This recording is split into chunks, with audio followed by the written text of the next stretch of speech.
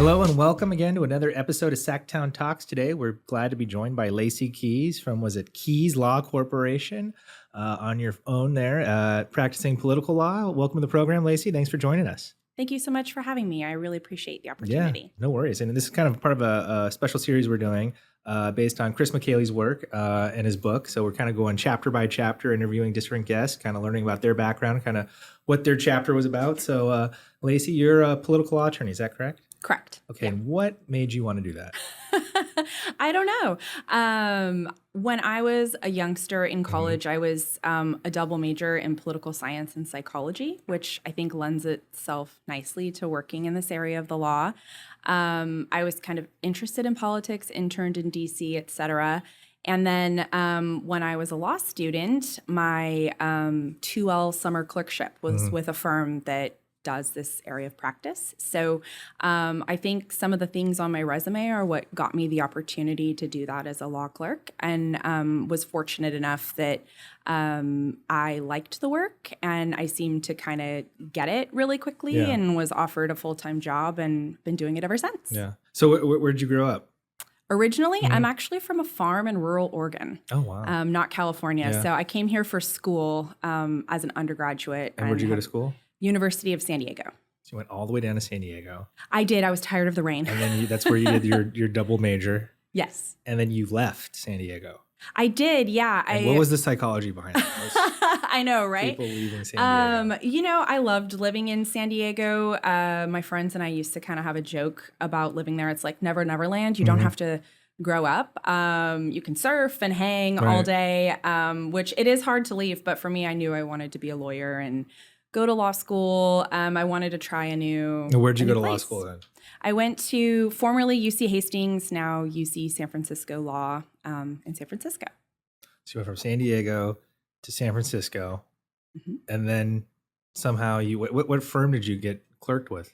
Yeah, so I was clerking with, it was Olson, Hagel, and Fishburne at the time. They've since merged into a different entity. So as a third-year law student, I actually lived in San Francisco and commuted here to work 2 days a week. Wow. And then halfway through my third year, I realized it was much cheaper to live in Sacramento. Right. So I lived here and I couch surfed to take classes 3 days a week and work here part-time. So as a 2L, Olson, Hagel, Fishburne had like an ad out or something like for a summer clerkship? Yeah, that's right. And it was something that kind of caught my eye and I was interested in. I went to law school thinking— What caught your eye? Oh, the opportunity to kind of work at the intersection of law and politics. I didn't even know that was a thing you could do when I went to law school. So given my background and kind of undergraduate major and internships, it looked fun to me, and I took the train and came to an interview and got the job before I got back to my dorm in San Francisco, and the rest is history. That's funny because I went to law school not too far from you, and I didn't know about political law maybe until like 5 years ago. Okay. Where'd you go to law school? Santa Clara. Okay. And so I always find it interesting is like, once you start lobbying or working around here, you just learn about these different little intersections of work around here and all the different kind of aspects of it. And there's a lot of people you need if you want to do business up here. It's true. And everyone has their niche, Exactly. So kind of, so you, I guess, graduated law school and then you just went straight into work for Olson, Hagel, Fishburne. Is that right? Yeah, I spent 3 months studying for the bar. Took the bar, and then I post-bar started working a couple weeks later and have been doing this ever since. Yeah, and then at some point you just went off on your own? Yeah, so in February of 2021, I decided to open my own practice. Yeah, and kind of what made you want to do that, and what made you do the leap of faith to feel comfortable to do that? Yeah, I think it was a lot of things. I think I had gotten to the place in my kind of practice and career where I felt like I wanted to have more autonomy to make decisions about what type of work I was doing and have more control over my schedule. I, at the time, was the partner responsible for overseeing the whole compliance unit in the area where I work now. So you made partner? Yeah. So that was a big— So how many years were you there?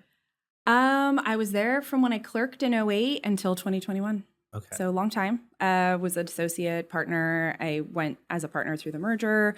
I was, at the head of the biggest unit in the firm. And for me, I personally wanted to be responsible for less people, have a little bit more hands-on work with clients because I had gotten so removed with so many kind of layers of people between me and the direct client work.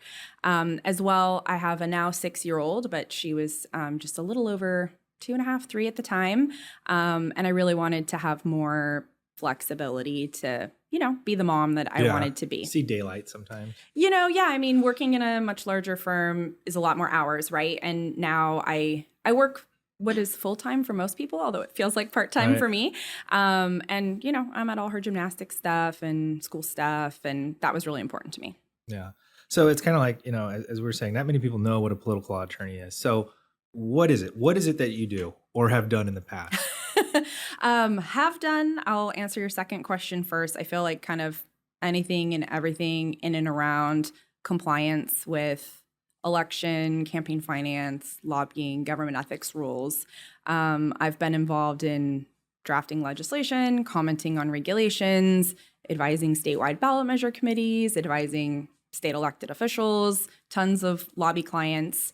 So I've kind of done everything over the course of my career. I'm currently focusing more on lobby compliance, which is maybe timely for the purpose of this interview. So I do a lot of advice on lobby registration reporting, gift rules, conflicts of interest, that stuff. I still do some campaign finance work, mostly with kind of third-party environmental organizations, reproductive justice groups, less candidate ballot measure work than I used to. Interesting. So you wrote a chapter in Chris's book.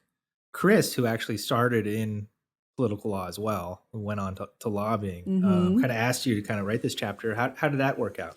Yeah, I think it came to pass. So I'm a co-author with Diane Fishburne, who was a named partner in the firm that I originally started with. And she was kind of one of those original folks who started working on advising on the Political Reform Act early days when it was new. She had worked at the FPPC, and in the firm where I was at the time, she was kind of the guru on all things lobby rules.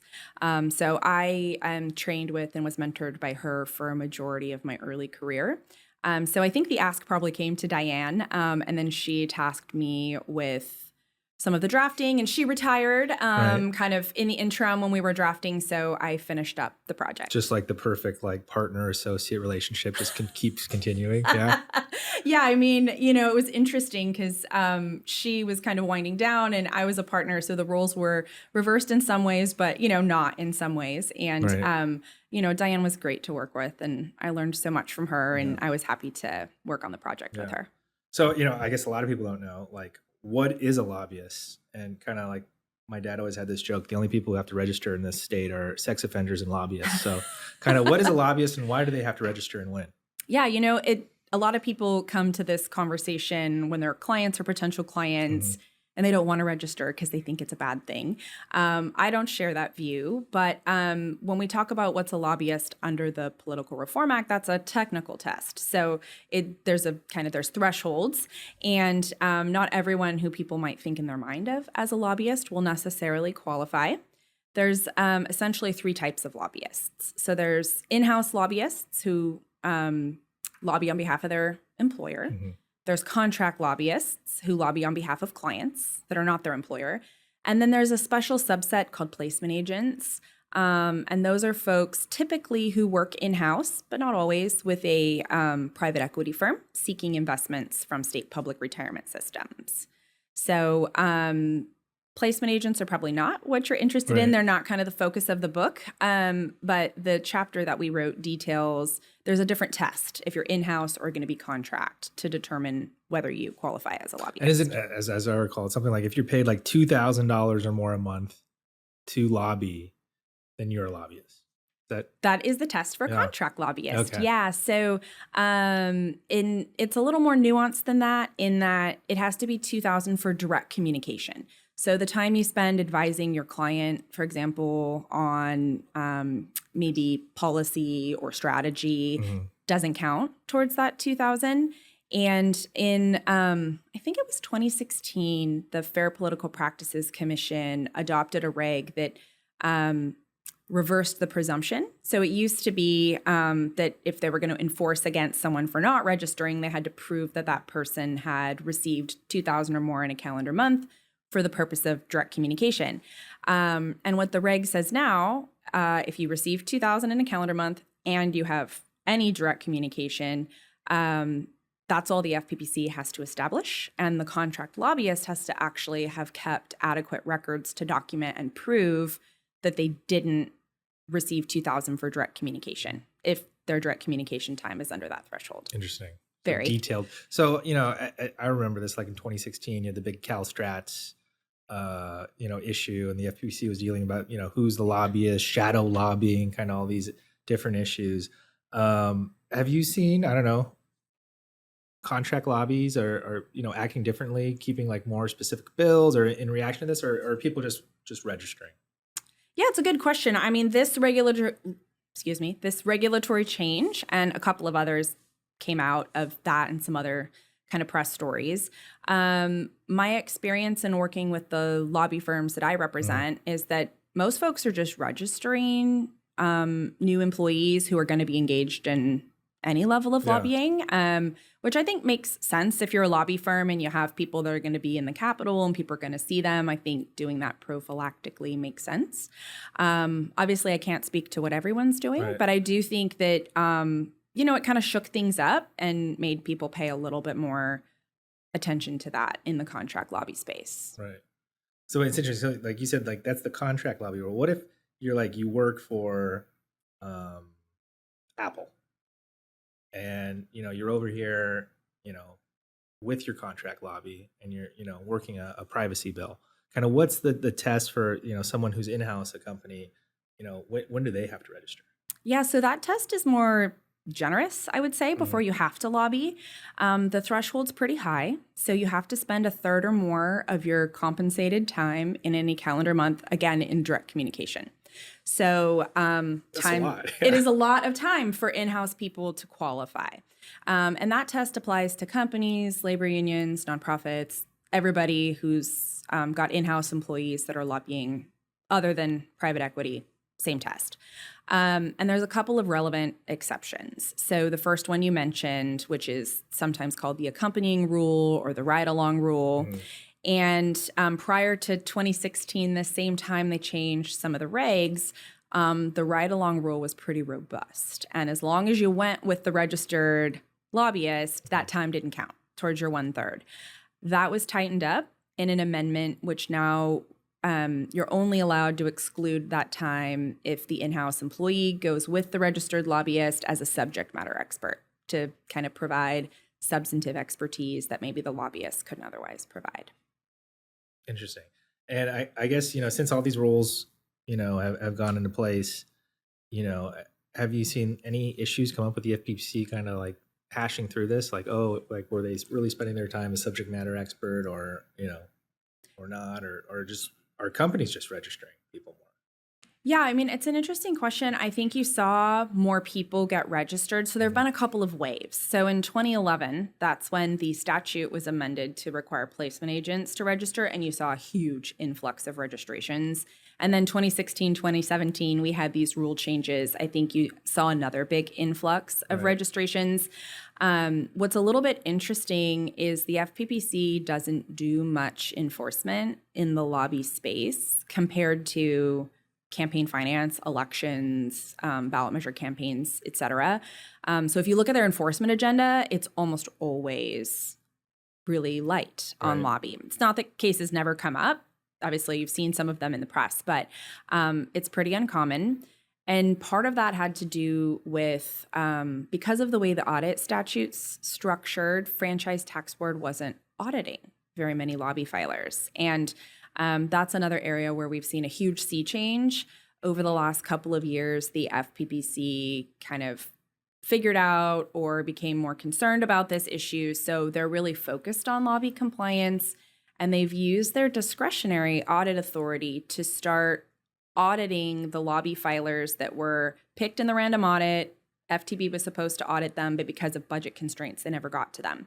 So the FPPC is now looking under the hood, so to speak, and taking over that audit function. So I think we'll see more enforcement. What does that mean? Who are they auditing? Are they auditing firms? Are they auditing, I guess, people who hire lobbyists, or both? Both. Yeah. So there's a audit draw, and the same for campaigns. There's a random drawing, and they pull the names of the filers, and they audit both lobbyist employers and lobby firms. Everybody has a 25% chance, I think it is, of getting pulled. And what's interesting is if the firm gets audited, all of their employer clients get audited as well. And one of the things they're looking for is kind of, are the right people registered? Do you have records? They're also looking for whether the reports are lining up. So did the employer report paying the firm as much as the firm reported receiving? Are they reporting the same items lobbied? Kind of those types of things.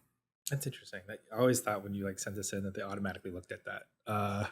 So Secretary of State looks at that. Okay. And, it kind of depends who's in charge at Secretary of State. There have been kind of different periods where they're looking more closely, whether they're just sending you letters if maybe you missed a report. So Secretary of State is looking, they send you things, they send you sort of like fix-it letters, basically, if kind of on the face of the report, it's obvious something's wrong, maybe you missed a box or something, but they're not getting into this level of minutia about who should have been registered or not, whereas that's kind of within the FPPC's purview. Right. And so now that we've kind of established that, there is this kind of auditing function, and, you could get in trouble if you're not complying with the law, kind of what are kind of the best practices for kind of record keeping and, filing your reports? Yeah, I mean, in terms of the initial question about registration, I mean, I'll use the lobby firm hypothetical. If you have employees that are coming in and lobbying and you're just registering them prophylactically, I think you'll be in good shape. I don't think you're going to have any sort of audit or enforcement problem if you register somebody in March, but they didn't technically meet the threshold until April, right?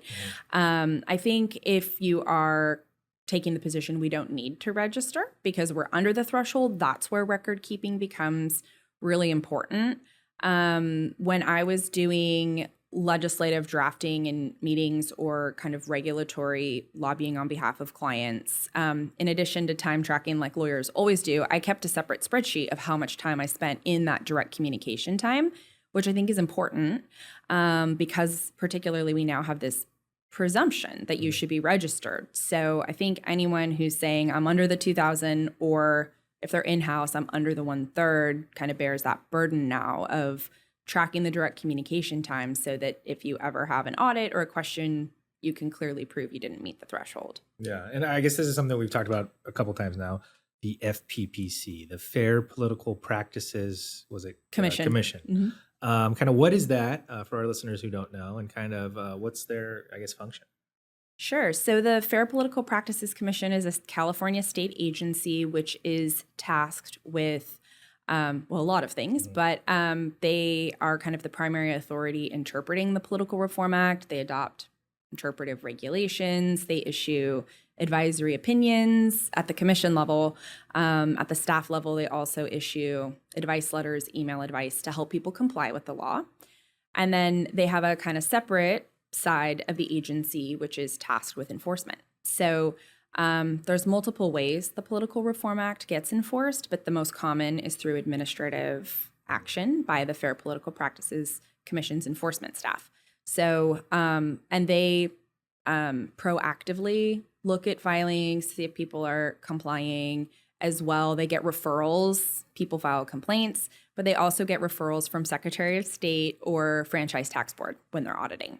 Okay. And interestingly, now that FPPC is auditing, one division is then referring to the next division. So if you've got problems in your audit, you're almost assuredly going to then have an enforcement action because they're handing it down the hall. Interesting. And they're just civil fines, right? They can't send people to jail, or can they? So so what I'm talking about in administrative enforcement is administrative penalties. You sign a stipulation, it gets approved by the commission, you pay a penalty, and you move on with your life. There are civil and criminal enforcement provisions in the Political Reform Act. They're not used very frequently, and I admittedly haven't looked at the criminal provisions in a while, but you have to have kind of willful, there's some kind of intent and kind of willful action before people are getting criminally enforced against. And I mean, it doesn't happen very much. It's mostly administrative penalties, and your name goes on the agenda, and the SACB puts out the list of everybody who the FPPC whacked that month with penalties. So, I mean, there is some public, I don't want to say public shaming, but, there's kind of publicity around it. It's always funny, like there's like some issue over there, and they'll, Cal Matters or someone will write an article, and they'll have like political law experts or theorists, I would call them, political campaign finance theorists who will opine like, well, it's not illegal, but it doesn't look good, kind of thing. When does the FPPC kind of step in and take an action, or not? Like how you read an article, it says, well, this doesn't look good, but accordingly, they followed all the rules. Yeah, I mean, I think it depends on the facts. There are certainly situations where something has maybe not looked great, but is technically in compliance with the law. And I think in those situations, what often happens is then we immediately see 3 or 4 bills and or FPPC regulations, right? So when that happens, you usually see legal changes that come, particularly if it's something that's had a lot of press. In other instances, the FPPC is able to enforce, and there have been some really big, public cases about dark money in politics, shadow lobbying. I mean, I can't speak about kind of all of them because I have had, I've been involved in filing complaints, and I've also been involved with clients and helping with some of the legislation to close those gaps. So I think, they can get creative and usually find some violation. I mean, we all live in glass houses in kind of the campaign finance world because it is so nuanced and technical that they can usually find something, even if it's not the thing that, people are really impassioned about. Right. And as I mentioned, when they can't, that's usually when we see legal changes come into effect. So kind of, have there been any, like, I know we talked like pre-COVID, there was, some big changes. What about recently? Have there been any big regs or laws passed that are affecting kind of things today? Well, so speaking in kind of the lobbying context, since that's our topic for today, I mentioned kind of the sea change where there wasn't a legal change, but the FPPC said we're going to use our discretionary audit authority, and now we're looking in the lobby context. There's currently a bill that is percolating, which will specifically take the authority away from FTB and give it to FPPC, and they will become the audit authority. And that comes along with a fun provision that gives the FPPC the authority to impose registration fees up to $500 per session for lobbyist employers and lobbying firms, which don't currently pay fees, to pay for all the people they're going to have to hire to do this. So right now, very when you robust. register lobbyists, it doesn't cost you anything. It costs the lobbyist, but not the firm or the employer. So the lobbyist pays $50 per year, so $100 per session. So this would tack on, within the FPPC's discretion, up to $500 per lobby firm or employer who might hire a firm or have an in-house lobbyist. Up to. Okay, so it doesn't automatically go to 500, but it could. It could. I suspect it would. And it sets up this whole special fund to pay for all the people they're going to have to hire and train to kind of take on this extra work. Okay, interesting. After paying like yearly bar dues of like $500, it seems like, oh, why not? Yeah. Lobbying has gotten a deal, huh? No, that's right. I mean, the fees have been pretty low as well compared to, this isn't our topic for today, but under the Political Reform Act, the state lobbying laws don't cover local lobbying. So the local jurisdictions have their own rules that run the gamut. And if you are an employer registering one lobbyist, you're about $500 to $525 a pop. San Francisco, City of LA, LA County. So, I mean, this would bring the state registration fees in line with what a lot of the locals do, but it'll be a big change for state level lobbying. I guess, earlier we were talking and you said a good chunk of your business is working with placement agents. Oh, Can you kind of talk about what those are and kind of what a rule like this affect, people who are thinking about doing business in California?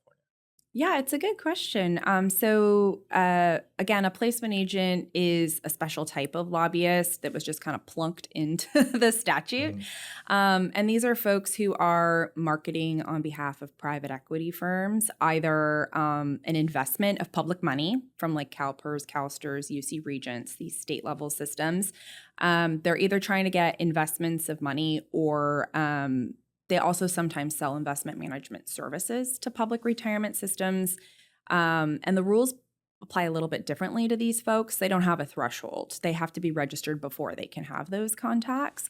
And sometimes those contacts turn into nothing for them because they're reaching out and the public retirement systems say no, and they have to go through all of this. I don't recall if the legislation has a carve out for placement agents on the fee. They do with respect to audits. But I mean, as a practical matter, the registration fees are more of a drop in the bucket in terms of compliance costs for those type of lobbyists versus, you might have a small nonprofit that really cares about a housing bill or environmental bill, and they have one staff person spending a lot of time, I think $500 in the 501c3 space for small nonprofits, that's going to affect them more than probably well-financed private equity firms. Interesting. So like, kind of bar dues, they have like a little provision. If you don't make a lot of money, you can get reduced fees or get your fee waived. Is there any talk about this in the legislation that's pending? I didn't see anything in the legislation, although what the bill does is it gives the discretion to the FPPC. So I suspect, as they do with kind of contribution limits and everything else, there'd be then a regulatory process to implement, where the FPPC comes out. And I think that point is well taken, right? That maybe there should be a reduction or an exception for nonprofits that show on their 990 that they bring in less than a certain amount of revenue per year. So that's a good idea. I'll mention that when we get to the regulatory process, if we get that far. Kind of, I guess just jumping back to kind of like you and being on your own in your own firm. Obviously, when you're part of a big firm, you're constantly getting referrals, especially a firm that's been around for a long time. Has your experience been kind of, I guess, getting business or keeping business just being on your own? Yeah, the experience has actually been great. I was incredibly blown away by so much support from other political law attorneys. We're in a professional association, the California Political Attorneys Association. I've got a lot of friends that do the work. So I was very blessed with a lot of referrals from other attorneys, as well as referrals from clients that I continued to represent in my capacity with my new firm. And a lot of those folks have also been super supportive and kind of referred me to their industry friends who may be looking for representation. So, and I think that's the greatest compliment, right? If the clients are happy and they're referring you work, that's always wonderful. So yeah, I've been super lucky. My firm has grown really quickly. I have 4 in-house team members now that support me, and I'm kind of currently looking for, probably not for this cycle because it's late, but I'm ready to bring in another attorney because we do have a lot of work. Interesting. So political law attorneys always talk about the cycle, the election cycle. Yeah. And a lot of that is because a lot of people like to use free speech or give money to campaigns or so forth when it's close to an election. Can you kind of talk about kind of some of the election specific work you're kind of working on right now?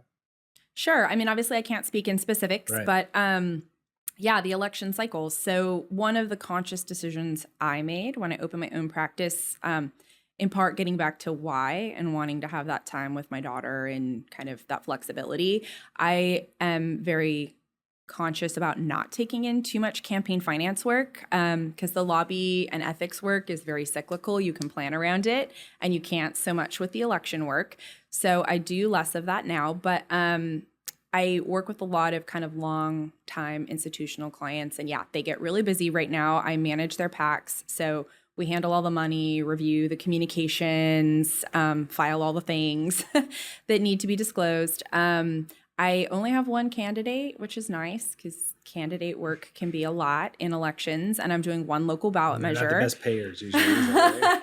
There can be challenges, although I have been blessed with, wonderful clients. So I'm really lucky in that regard. But I try to keep it to 1 to 2 primarily formed ballot measure committees, only one candidate per cycle, and that allows me to have the capacity to provide a good service to all my campaign finance clients, because the interesting thing in this area of practice is everybody needs it at the same time, and they need it now. Right. So I'm careful not to take on more than kind of one person can adequately service in real time. You're saying like the bulk of your business is just quarterly reports and registrations.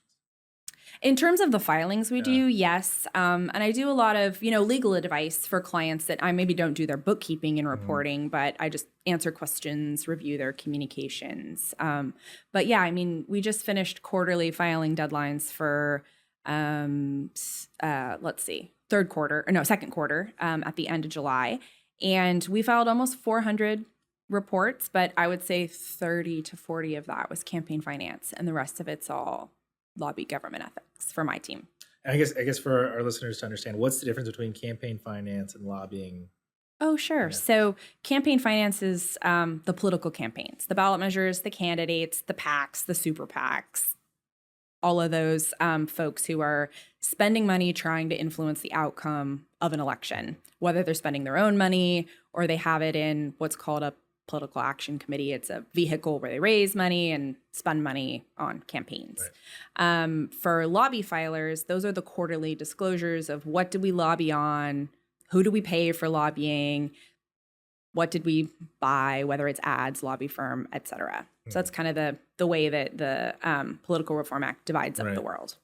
And for any of our listeners who want to get into political law, after listening to this, they're like, wow, that sounds exciting. Like, this is where I want to go. Kind of what advice would you give to, a law student or a young attorney who wanted to get into political law? Oh, it's a great question. I actually have done so very many lunches, coffees, with folks that are interested in this. So I think it's a really inviting community. It's interesting because our clients are very much adversaries, whether it's kind of litigation or, legislation, whatever it is. But the community of political law attorneys is very close-knit, and we all kind of know each other. So I would say folks are really friendly. You can reach out, ask them to have a lunch or a coffee. Most folks will do that. The professional association, the Political Attorneys Association, takes law student members. So I always tell folks who are super interested to come to the retreat. One, you'll kind of hear what we're talking about because it's mostly continuing legal education panels in our area of practice. But 2, you'll meet everybody who's pretty much everybody in political law, right, and you'll start to make those connections. People are always welcome to reach out to me. I do a lot of these kind of emails, lunches, and connect people with maybe other younger, newer attorneys that meet their kind of political interests so they can kind of get to know those folks. And then, for folks who are at law schools locally, like McGeorge, for example, there's tons of classes and opportunities to kind of get your feet in the door. And then for internships, there's lots of positions that young lawyers can get internships in the legislature, FPPC, the Fair Political Practices Commission, because when people are interviewing for these positions, they're looking for some relevant connection to the area of practice. And so if you can get one of those internships, that can go a long way. And I guess it's an interesting, kind of part of the law, because a lot of it can be like compliance, kind of like, checking over paper or filing paper, opinions, saying, oh, well, I don't know if you can do this X, Y, D, like kind of enforcement, like defending a client in a hearing, or, negotiating with the FPPC, or litigation, right? Like you could be suing a local government or the state over ballot rules or different issues. So it's kind of this interesting kind of area of law where you get to do kind of a very diverse set of things. Yeah, I think that's right. And there's a lot of opportunity to make what you want out of it, right? There's some people who come in and they're like, I want to be litigating, ballot titles. I want to be, litigating all these things. And there's some people who who are interested in compliance. And there's some attorneys who kind of bridge the gap and do both. And I think it, I don't know, people have different philosophies on this, but I think coming out of law school, it's good to try different things. When I was coming up in the industry, I got the opportunity to try both a little bit during my summer internship. And I knew for me, litigation was not what I wanted to be doing. I really like compliance, but people who clerked the same year as me, they wanted to do litigation, and they've gone on to have robust careers kind of doing that with the same area of law. Interesting, just in like political law litigation. Oh, yeah, totally. fascinating.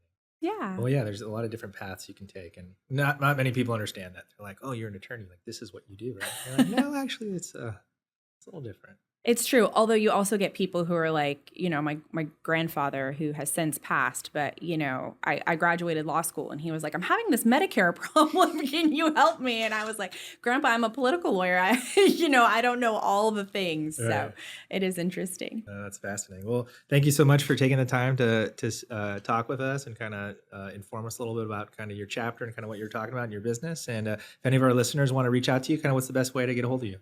Yeah, I would say probably you could call or email is the best way. I don't know if you want me to give it or okay, or sure, or whatever. You can just do info@keyslawcorp.com, and that'll get to my team. And like I said, I'm happy to, especially with law students who are interested in the area. I love talking to people who have that energy coming in because we definitely need it. There's a lot of work and not that many specialists, so we can use more. Awesome. Well, Lacey, thank you so much for joining us. Sounds like you're doing great. 400 reports filed a couple days ago, so congratulations. And on to the next quarter. That's right. Thank you so much for the opportunity. I really appreciate it. All right, thanks.